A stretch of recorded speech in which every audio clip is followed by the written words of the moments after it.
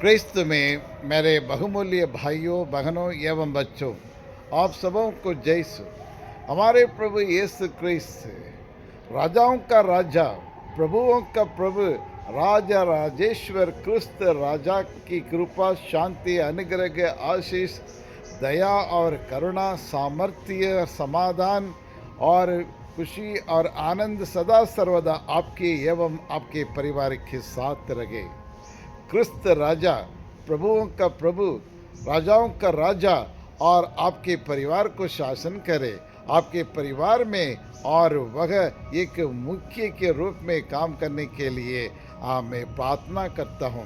प्रिय विश्वासियों, आज माता कलीसिया सामान्य काल का अंतिम यानी 34वां इतवार मनाते हुए क्रिस्त राजा का महापर्व और मना रही है।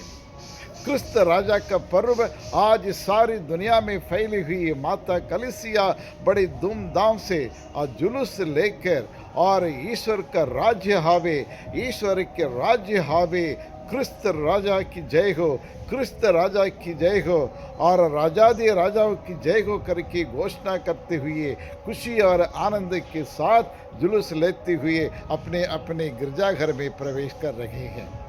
प्रिय विश्वासी, हम सबों के लिए बड़ी खुशी और आनंद का दिन है आज ये पर्व, और इसके दर्शाता कि हमारे महाप्रभु यानी हमारे प्रभु यीशु क्रिस्त दूसरे आगमन में अपने आकाश के स्वर्ग के सेना के साथ, स्वर्ग मंडल के साथ और अपने स्वर्ग दूतों के साथ, संतों के साथ इस संसार में पधारने वाले हैं, आने वाले हैं। प्रभु यीशु क्रिस्त संसार में आने की खुशी है और इसका हम इंतजार कर रहे हैं।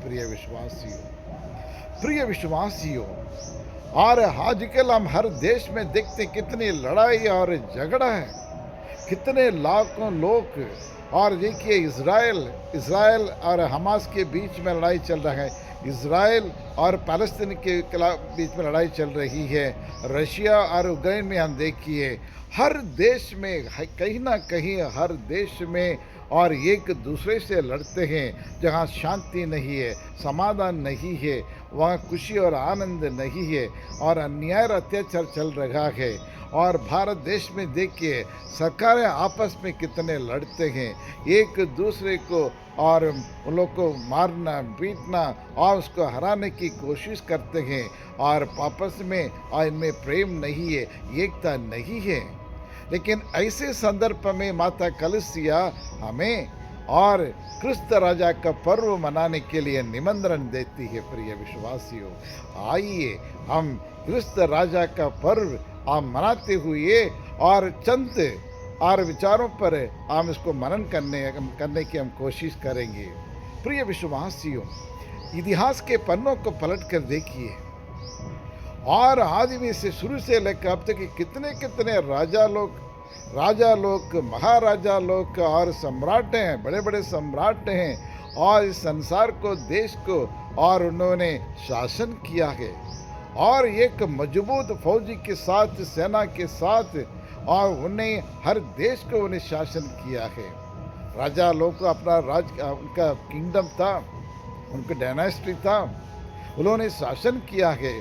उदाहरण के लिए नेपोलियन बोनापार्ट और Hitler, the Alexander the great, Ashok the सम्राट, गरीबाल्टी, मुसोलिनी, और भारत देश में हम देखते हैं कि जब ब्रिटिश लोग यहाँ शासन किए हैं, और मुगलाई भी इधर आए हैं, और चंद्रगुप्त मौर्य और चैरन शोरन, और इन तमाम राजा ने, महासम्राट ने, और अपने अपने देश के ऊपर और शासन किया है, और लोगों को, मानव जाति को, देशों को, दुनिया को अपने मुट्ठी में बांधने की उन्हें कोशिश किया। लेकिन उनके नाम हमेशा इतिहास के पन्नों पर अमर रखने के लिए, बने रखने के लिए उन्हें कोशिश किया। लेकिन हुआ क्या है, सब मिट गया, सब नाम निशान मिट गया। आज उनका राज्य के अस्तित्व नहीं है। लेकिन प्रिय विश्वासियों, 2023 साल पहले और एक व्यक्ति ने इस राज्य के संसार में उन्हें स्थापना किया। आज वही 22-23 साल के पहले जो जो ईश्वर राज्य की स्थापना किया है और ईश्वर का राज्य की स्थापना किया है, ही इंस्टॉल्ड और instituted the kingdom of God, लेकिन आज तक और वो जीवित हैं, वो कलीसिया जीवित हैं, वो चर्च जीवित हैं और ईश्वर का राज्य आज भी चल रहा है और ईश्वर का कार्य, अनेक प्रकार कार्य आज भी जारी है।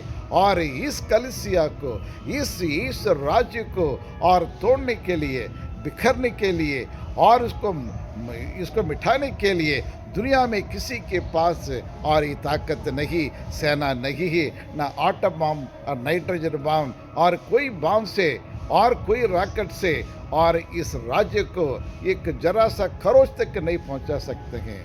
हाँ ज़रूर, और इस राज्य को और तोड़ने के लिए कोशिश कर सकते हैं और जिसके लिए कई लोग शहीद हो चुके हैं, लेकिन ईश्वर का राज्य को तोड़ने के लिए, ईश्वर का राज्य के लिए और उसको वश करने के लिए दुनिया के किसी देश के पास, किसी सम्राट के पास ये ताकत नहीं है, ये शक्ति नहीं है। कृष्ण में प्यारे भाइयों और बहनों, इन बातों को हमें हमारे दिल में उतारना चाहिए, क्योंकि इस राज्य एक मनुष्य से बनाया हुआ नहीं, यह परमेश्वर के द्वारा बनाया हुआ राज्य है। और ईश्वर के राज्य के संस्थान में स्थापित करने के लिए कलीसिया के द्वारा इस राज्य को जारी रखने के लिए और अपने एकमात्र एकलौते पुत्र को इस संसार में भेजा, वह आकर अपने और जीवन के द्वारा, अपने वचन के द्वारा और अपने मृत्यु के द्वारा, अपने दुख भोग के द्वारा, अपने पुनरुत्थान के द्वारा और इस राज्य की स्थापना की है। प्रिय विश्वासियों, और इस राज्य को और आगे बढ़ाने के लिए, विस्तार करने के लिए, फैलाने के लिए 12 शिष्यों को उन्हें चुना और उन शिष्यों के द्वारा और उन्हें अपने रक्त बगाकर, खून बगाकर कलीसिया के नींव डाली है, कलीसिया की उन्नति की है। इसीलिए जो कलीसिया ये ईंट से बना हुआ नहीं, यह झुंड से बना हुआ नहीं, लेकिन और हर एक शहीद और संतों के लहू से और प्रभु यीशु क्रिस्त के लहू से ये बना हुआ कलीसिया है, एक राज्य, ईश्वर का राज्य। और इसलिए इसके खिलाफ और कोई दुनिया की शक्ति, देश की शक्ति या फिर राजा की शक्ति या तंत्री मंत्री की शक्ति इस राज्य को दबा नहीं सकते हैं, मिटा नहीं सकते हैं, इसका अस्तित्व को खत्म नहीं कर सकते। प्रिय विश्वासियों, क्योंकि ईश्वर प्रभु यीशु के द्वारा बनाए हुआ और ये राज्य है। जी हाँ, क्रिस्त में प्यारे भाइयों और बहनों, आजकल आप सुनते होंगे वहाँ तीर्थ जला गया है, यहाँ चर्च तोड़ा गया, पास्टर को मारा गया, फादर को मारा गया, सिस्टर को मारा गया कि कहते हैं। और इतना होने के बावजूद भी इस कलीसिया की नींव को हिला नहीं सकता है, कोई इसको हिला नहीं सकता है, ना इसका अस्तित्व को मिटा नहीं सकता है, क्योंकि ईश्वर के द्वारा ये स्थापित किया गया राज्य है। प्रिय विश्वासियों, इस संसार के राज्य तो मिट जाता है और राजाओं का नाम भी मिट जाता है। कितने अच्छे से अच्छे सरकार आ जाए, कुछ वर्ष तक लोग याद करते हैं पर भूल जाते हैं, लेकिन ईश्वर का राज्य ऐसा नहीं है। आज 2023 साल बीत चुका है, लेकिन आज भी कलीसिया और बढ़ती जा रही है, बरगद के पेड़ के समान बढ़ती जा रही है, बढ़ते रहेगा, क्योंकि हमारे यीशु क्रिस्त दूसरे आगमन में राजाओं का राजा, महाराजा, प्रभुओं का प्रभु, क्रिस्त राजा और एक जयवंत और परमेश्वर राजा इस संसार में आने वाले हैं। मैं जल्दी आ रहा हूँ करके प्रकाशना ग्रंथ में प्रभु यीशु ने कहा है। आज जी हाँ, क्रिस्त में प्यारे भाइयों और बहनों, आज ही हम सबों के लिए बड़ी गर्व की बातें, खुशी की बातें हैं। आज प्रभु यीशु का और प्रभु यीशु के और इस राज्य के बारे में हम मनन चिंतन करने जा रहे हैं और पर्व मनाने जा रहे हैं। प्रिय विश्वासियों, लेकिन हमारे प्रभु यीशु का राज्य क्या है? What is the kingdom of God? आपकी विचार क्या है, या आप क्या समझते हैं ईश्वर का राज्य? ये ईश्वर का राज्य ऐसा वैसा राज्य नहीं है। संसार के राज्य इस संसार के सरकार के जैसे नहीं है और इस संसार के सत्ता जैसे नहीं है। प्रिय विश्वासियों, और आज के सुसमाचार में हमने पढ़ा था, हमने सुना था, योगन सुसमाचार 18:36 में पिलातुस प्रभु यीशु से एक सवाल पूछा, क्या तुम राजा हो? ये भाई साहब, चुपचाप क्यों खड़े हो? जवाब तो दो, मैं आपसे सवाल पूछ रहा हूं, क्या तुम राजा हो? प्रभु यीशु क्रिस्त ने क्या कहा? चुपचाप उस खड़े उसको देखा होगा, मन ही मन में सोचा ये राजा होते हुए ये पिलातुस बड़ा ग्रेट, और एक पहले ये पिलातुस राजा होते हुए आपको मालूम ही नहीं कि मैं क्या हूँ, मैं क्या नहीं हूँ। मेरे बारे में सुना हो, मैं चमत्कार किया, प्रचार किया, ये सब देखने के बाद भी तुमको मालूम नहीं, तुम तो अनपढ़ हो, आपकी इतना बेसिक नॉलेज भी नहीं है करके प्रभु यीशु मन ही मन बोले होंगे, मगर आज तुम नहीं जानते हैं मेरा राज्य और यहाँ का नहीं है, मेरा राज्य संसार का नहीं है, मेरा राज्य स्वर्ग का राज्य है। इतना बोलने के बाद भी पिलातुस को पल्ला नहीं पड़ा, उनके खोपड़ी काम नहीं किया, और ये समझ गया कि और ये बोल रहा है, ये सत्य बोल रहा है करके, लेकिन डर के मारे और उसको प्रकट करना नहीं चाहते, बताना नहीं चाहते। मेरा राज्य संसार का नहीं है, मेरा राज्य स्वर्ग का राज्य है, और मैं सत्य का साक्षी देने के लिए मैं आया हूँ। जो सत्य के पक्ष में है वो मेरी सुनता है करके इतना मुंह तोड़ जवाब और पिलातुस को प्रभु यीशु क्रिस्त ने दिया है। जिया क्रिस्त में प्यारे भाइयों और बहनों, आज हम प्रभु के चेले हैं, हम प्रभु के शिष्य हैं, लेकिन आज हमें देख दूसरे धर्म के लोग, दूसरे जाति के लोग, दूसरे के समाज के लोग आप पूछेंगे तो हम क्या बताएंगे? आज हमारा रहन सहन कैसा है? क्या सच्ची में हम क्रिस्तीय जीवन बिता रहे हैं? क्या साक्षी में एक जीवन बिता रहे हैं? ये बड़ा सवाल है प्रिय विश्वासियों। और प्रभु यीशु क्रिस्त का राज्य क्या है प्रिय विश्वासियों? और प्रभु यीशु क्रिस्त का राज्य संसार का नहीं है, यीशु क्रिस्त का राज्य प्रेम का राज्य है। प्रभु यीशु क्रिस्त का राज्य समाधान का राज्य है। प्रभु यीशु क्रिस्त का राज्य शांति का राज्य है। प्रभु यीशु क्रिस्त का राज्य और ईमानदारी का राज्य है। और प्रभु यीशु क्रिस्त का राज्य सच्चाई का राज्य है। और प्रभु यीशु क्रिस्त का राज्य और ये चंगाई करने वाला राज्य है। और प्रभु यीशु क्रिस्त का राज्य और एक भले गडेरिया का एक राज्य है। और प्रभु यीशु क्रिस्त का राज्य सेवा का राज्य है, प्रेम का राज्य है, प्यार का राज्य है, और अपने भाई बहनों को और सबको सम्मानित करने वाला और राज्य है। और इस यीशु के राज्य में जो बिखरे हुए झुंड को, समाज को, लोगों को एकत्रित करने वाला ये प्रभु यीशु का राज्य है। और प्रभु यीशु का राज्य जहाँ वह ये भला हर एक व्यक्ति एक भला गडेरिया बनकर जो मार्ग से भटकने वालों को वापस लाने वाला और एकत्रित करने वाला और राज्य है। जी हाँ क्रिस्त में प्यारे भाइयों और बहनों, जो घायल हुए हैं और उनको पट्टी बांधने वाला और एक राज्य है।